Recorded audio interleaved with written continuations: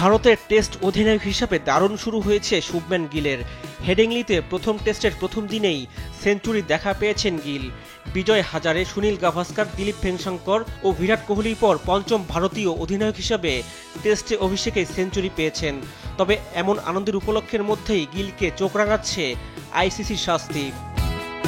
বিভিন্ন সংবাদ মাধ্যমের বরাত দিয়ে জানানো হয়, আইসিসির শৃঙ্খলাজনিত নিয়ম ভাঙায় শাস্তি পেতে পারেন গিল। সেই নিয়ম আসলে পোশাক সম্পর্কিত। শুক্রবার কালো রঙের মোজা পরে ব্যাটিং করতে দেখা গেছে গিলকে, যা টেস্টে আইসিসি নিয়মের পরিপন্থী। আইসিসির ক্লথিং অ্যান্ড ইকুইপমেন্ট রুলসের 19.45 অনুচ্ছেদে বলা আছে, টেস্ট ক্রিকেটে ক্রিকেটাররা শুধু সাদা, ক্রিম ও হালকা ধূসর রঙের মোজা পরতে পারবেন। ওয়ানডে ও টি-20তেও একই রঙের মোজা পরার বিধান রাখা হয়েছে এই অনুচ্ছেদে। তবে ট্রাউজারের মূল রঙের সঙ্গে মিলিয়েও মোজা পরা যাবে সংক্ষিপ্ত দুটি সংস্করণে।